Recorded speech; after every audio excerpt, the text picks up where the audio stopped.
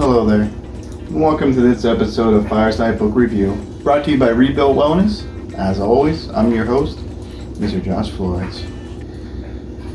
Today on Fireside Book Review, a simple act of gratitude.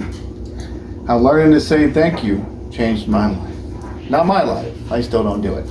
The author's life. Mr. John, I can't pronounce your last name, Karlik? Let's go with Karlik. John is actually from the Buckeye State, Ohio State. John is also from the Buckeye State, here in Ohio. Beautiful, blistery, humid. Why am I in Ohio? Ohio.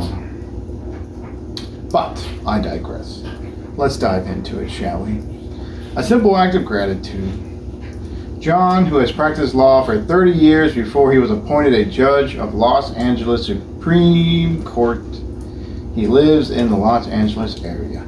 So he was smart enough to get out, boys and girls. Keep that in mind.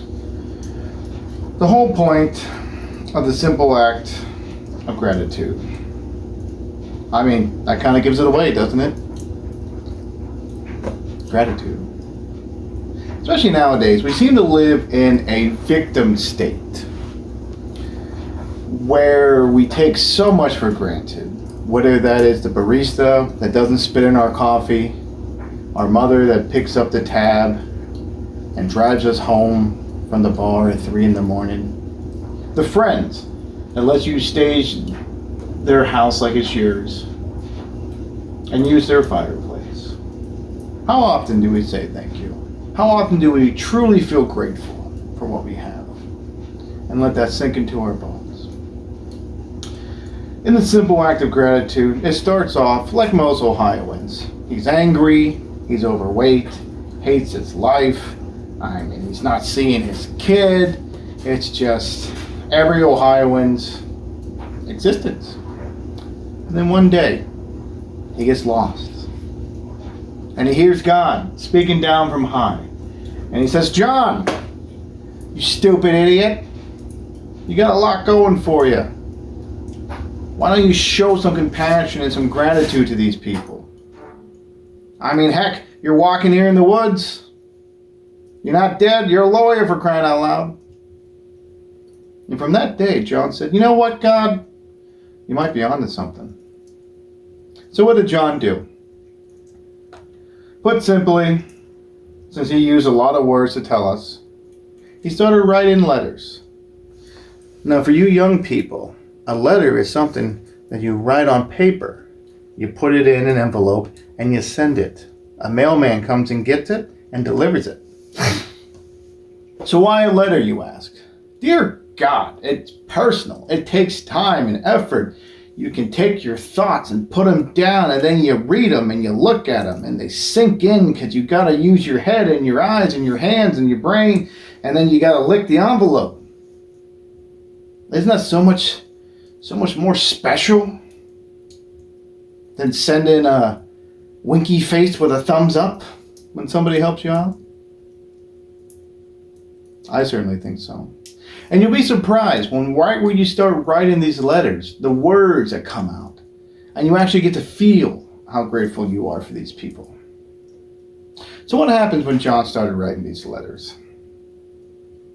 Well, according to him, his life turned around. Now, would it have happened anyway? Or did his life take a change because he brought gratitude into his heart? Not just around it, but in his heart. Was he more pleasant? And that brought more opportunities towards him? I don't know. John would tell you probably yes.